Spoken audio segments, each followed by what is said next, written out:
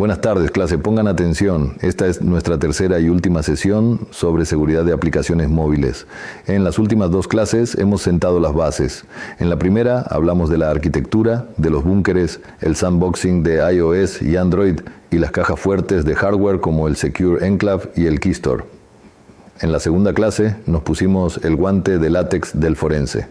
Hicimos análisis estático con APK Tool, desarmamos el binario y buscamos los post-it en el código. Esas claves hardcodeadas, M1, los fallos de lógica de negocio, M3 y el almacenamiento inseguro de datos del usuario, M9. También introdujimos nuestra herramienta de ataque más poderosa, Frida. Hoy vamos a cerrar el círculo. Vamos a ver los riesgos que a menudo se pasan por alto, pero que, en mi experiencia, son la causa raíz de las vulnerabilidades más grandes.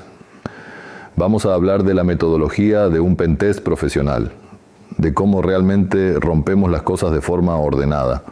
Y, lo más importante, vamos a conectar todo esto con el mundo real, el dinero, las multas y la ley. Empecemos por un riesgo que no es un bug de código, sino un problema de confianza. Es el M2, seguridad inadecuada de la cadena de suministro. Piénsenlo de esta forma. Ustedes son los arquitectos de una bóveda de banco. Su aplicación. Diseñan muros de titanio, una puerta de 20 toneladas. Pero la cerradura, la combinación, se la compran a un tercero. ¿Confían ciegamente en ese proveedor? Eso es la cadena de suministro de software. Ningún desarrollador hoy en día escribe el 100% de su aplicación. ¿Para qué reinventar la rueda? Usamos bibliotecas, usamos SDKs, Software Development Kits de terceros. ¿Quieren poner anuncios en su app? Usan el SDK de Google AdMob. ¿Quieren analíticas? Usan el SDK de Firebase. ¿Quieren procesar pagos? Usan el SDK de Stripe o de un proveedor local. Aquí en Ecuador, el ejemplo más claro es la facturación electrónica. Casi todas las aplicaciones de comercio o servicios, desde la app de su restaurante favorito hasta la app de su parqueadero, necesitan emitir facturas validadas por el SRI. ¿Creen que cada una de ellas programó desde cero toda la lógica de firma digital XML y la conexión con el SRI? Claro que no. Usan un SDK de un proveedor de facturación electrónica. ¿Y qué pasa si ese SDK, esa caja negra que ustedes metieron en su app, está obsoleto y tiene una vulnerabilidad conocida? O peor aún, ¿qué pasa si ese SDK de código cerrado tiene una puerta trasera, un backdoor, que envía una copia de todas las facturas a un servidor en Rusia? El riesgo M2 es esto, es la vulnerabilidad que importamos a nuestro búnker. A menudo el M2 es la causa raíz de un M1 o un M9. El SDK puede estar guardando mal las claves o los datos del usuario. Como pentester, parte de nuestro trabajo es escanear las dependencias, M2. Y, si el SDK es de código cerrado, atacarlo con análisis dinámico para ver si hace llamadas de red sospechosas. Al final del día, para el usuario y para la ley, si la API de su empresa filtra datos, el responsable es usted, no el tercero que le vendió el SDK. Luego tenemos el M10, criptografía insuficiente. Esto es sutil. No es que el desarrollador no cifró los datos, eso sería un M9 simple. Es que los cifró mal. Usó un algoritmo roto como MD5 o SHA-1, que ya no se consideran seguros. O, más comúnmente, usó un algoritmo fuerte como AES, pero lo implementó mal. Usó un modo de operación inseguro, o peor, hardcodeó la clave de cifrado en el código, un M1. El M10 es usar una cerradura, sí, pero una cerradura de juguete, oxidada y que se abre con un golpe. La mitigación, como vimos en la primera clase, no es inventar su propia criptografía, es delegar. Es usar los estándares probados, AES 256, y sobre todo obligar a que la clave de esa criptografía sea manejada por el hardware seguro, el Keystore o el Keychain. Y finalmente el M4, validación insuficiente de entradas-salidas. Este es un viejo conocido del mundo web. Es no sanear, no limpiar los datos que vienen del usuario o de una fuente externa. En el mundo móvil, el peligro más grande aquí son las web views. Una WebView es, literalmente, un pequeño navegador web, un Chrome o un Safari bebé que vive dentro de su aplicación nativa. Muchas aplicaciones las usan para mostrar las noticias, los términos y condiciones o los anuncios. Si su aplicación toma un dato, como un nombre de usuario, y lo muestra en esa WebView sin limpiarlo, un atacante podría poner un payload de JavaScript en su nombre. Y listo, acaba de crear una vulnerabilidad de XSS basado en DOM dentro de su app móvil. El atacante ahora puede usar ese script para intentar robar datos de la parte nativa de la app. Muy bien, ya tenemos el mapa completo de los riesgos. Ahora, vamos a la batalla. Hablemos de la guerra entre el atacante y el defensor en la capa de red. Hablamos del M5, comunicación insegura. Ya dijimos que usar HTTP es un fallo automático. Todo debe ser HTTPS. Pero, ¿es HTTPS suficiente? Number. El ataque de red más común es el Man in the Middle, MITM, el atacante, ustedes. Se sientan en la cafetería del Quicentro, o en el Starbucks de la Plaza Foch, o en el aeropuerto de Quito. Abren su hotspot Wi-Fi gratuito, llamado Wi-Fi gratis aeropuerto. El usuario se conecta. Ahora, todo el tráfico de ese usuario pasa por su laptop. Usted usa un proxy como Burp Suite o Charles. El usuario abre su aplicación bancaria. La EIP intenta conectarse a bancopichincha.com por HTTPS. Su proxy intercepta esa conexión y le presenta a la app un certificado SSL falso, uno que usted generó. Si la app es ingenua, aceptará ese certificado falso y en ese momento usted, el atacante, se sienta en medio. El usuario habla con usted habla con el banco. Usted ve todo el tráfico en texto plano. El usuario, la contraseña, el número de cuenta, el monto de la transferencia. ¿Cómo se defiende el banco? Con la mitigación más robusta para M5, el Certificate Pinning o clavado de certificados. Esto es crucial. Con el pinning, la aplicación del Banco Pichincha ya no es ingenua. La app tiene clavada en su código la huella digital exacta de la clave pública del único certificado que pertenece al servidor real del Banco Pichincha. Cuando usted hace su ataque MITM y le presenta su certificado falso, la app lo mira y dice, un momento, tú no eres quien dices ser, tu huella digital no coincide con la que tengo en mi lista VIP. Y corta la conexión. Punto. El ataque MITM falla. En Android 7.0 y superior, esto es facilísimo de implementar con algo llamado Network Security Configuration, NSC, un simple archivo XML. En iOS se usa App Transport Security, ATS. Los desarrolladores ya no tienen excusa para no hacerlo. ¿Y qué hacemos nosotros, los pentesters? ¿Nos rendimos? Jamás. Aquí es donde entra el análisis dinámico y nuestro viejo amigo Frida. El pinning es una defensa de software y todo lo que es software se puede romper. Para hacer esto, necesitamos una condición, un dispositivo con privilegios de administrador.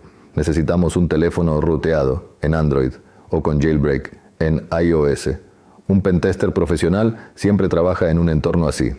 Al rutear el dispositivo, rompemos el sandbox. Nos convertimos en Dios en el teléfono. Ahora ejecutamos el ataque. 1. Configuramos nuestro proxy Burp Suite. 2. Abrimos la app del banco en el teléfono ruteado. 3. La app, como es de esperar, detecta nuestro certificado falso y bloquea la conexión. Vemos los errores de SSL. Perfecto. 4. Ahora cargamos Frida. Frida nos permite engancharnos a la aplicación mientras corre. 5. Inyectamos un script de unpinning. Hay docenas de estos scripts universales en Internet. ¿Y qué hace ese script? Es pura magia negra. El script de Frida se inyecta en la memoria de la app bancaria y busca todas las funciones conocidas que se usan para la validación de certificados. Encuentra la función que la app usa para comparar la huella digital del certificado del servidor con su huella clavada y simplemente la sobrescribe en memoria. Le dice, oye, función, a partir de ahora no importa lo que te pasen. Tu trabajo es siempre devolver verdadero. Confía en todo. Recargamos la aplicación y como por arte de magia, la app ahora confía ciegamente en nuestro certificado falso. Todo el tráfico HTTPS pasa por nuestro proxy en texto plano. Acabamos de romper el Certificate Pinning y esto, señores, nos lleva a la conclusión estratégica más importante de toda esta unidad. Presten atención, el bypass de M5, Pinning, solo fue posible porque la aplicación tenía un M7, protecciones binarias insuficientes. ¿Qué significa eso? Significa que la app no tenía RASP, Runtime Application Self Protection. La app fue ingenua. Estaba corriendo en un teléfono ruteado y no se dio cuenta. Dejó que Frida se enganchara a su memoria y no se dio cuenta. Una app bancaria de verdad, y las buenas lo hacen, debe tener RASP. En el momento en que la app se inicia, debe chequear. ¿Estoy en un dispositivo roteado? Sí, me apago. ¿Detecto que un depurador o Frida está tratando de engancharse a mi memoria? Sí, me apago. La lección es que la seguridad es holística. Sus defensas deben protegerse entre sí. Su M7, RASP, protege su M5, Pinning. Sin RASP, su Pinning es solo un obstáculo temporal para un atacante con Frida. Entonces, ¿cómo hacemos esto en un trabajo real? ¿Cómo es un pentest móvil de principio a fin? Primero, la fase de análisis estático, off-device, sin ejecutar nada. Descompilamos el punto APK con APKTool o el punto IP a con Ghidra y buscamos. Hay claves hardcodeadas, M1, hay URLs en HTTP M5, cómo guarda los datos, M9, qué bibliotecas de terceros usa, M2, es un análisis forense del binario. Segundo, la fase de análisis dinámico, on-device. Aquí es donde nos divertimos. Encendemos el dispositivo ruteado, instalamos la aplicación y empezamos a atacar. Interceptamos el tráfico con Burp Suite. Si hay pinning, lo rompemos con Frida, probando M5 y M7. Usamos la app, nos logueamos, hacemos transferencias y luego usamos acceso root para ir a los directorios de la app en /data/data/ e intentar robar la base de datos SQLite y los archivos de sesión, probando M9. Jugamos con las llamadas a la API para probar la autorización bola/IDOR, probando M3. Tercero, y esto es lo que separa a un profesional de un vándalo, el informe. No basta con decir está roto, tenemos que comunicar el riesgo y para eso usamos el CVSS, Common Vulnerability Scoring System. Es un estándar que nos da un número del 0 al 10 para cada vulnerabilidad. Un M1, clave hardcodeada, con acceso a la API de producción, es un 9.8 crítico. Un M5, falta de pinning, es un 7.5 alto. Esto le dice al cliente qué arreglar primero. El informe debe tener un resumen ejecutivo para el gerente que no sabe de código y los detalles técnicos exactos con la evidencia, el código, el tráfico interceptado y la recomendación exacta para que el desarrollador lo arregle. Y cierro con esto. ¿Por qué hacemos todo esto? ¿Es solo un juego técnico? Number. Es por el cumplimiento legal. En Europa tienen el GDPR, en EEU tienen IPA para salud. Aquí en Ecuador, desde 2021, tenemos la Ley Orgánica de Protección de Datos Personales. Esa ley modelada en el GDPR es muy clara. Si usted maneja datos personales, cédulas, nombres, direcciones, teléfonos o datos sensibles, datos de salud, biométricos, usted es legalmente responsable de protegerlos. ¿Qué creen que pasa si su aplicación tiene un fallo de M9, almacenamiento inseguro, y guarda la base de datos de clientes en texto plano y un atacante con acceso físico roba esa base de datos? Eso, señores, es una violación de datos. Es un incumplimiento directo de la ley.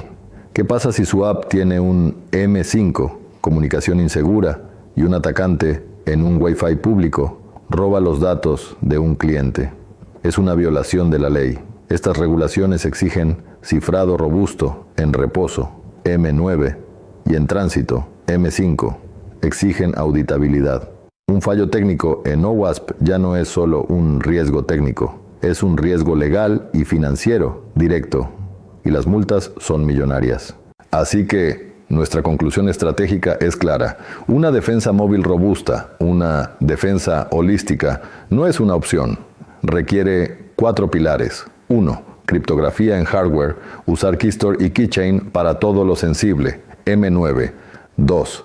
Defensa de red, implementar Certificate Pinning, M5.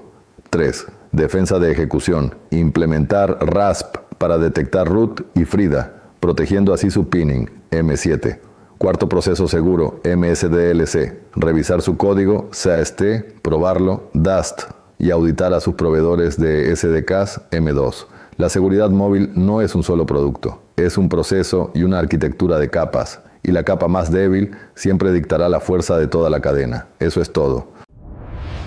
ITESUT, Instituto Superior Tecnológico Universitario de Transporte.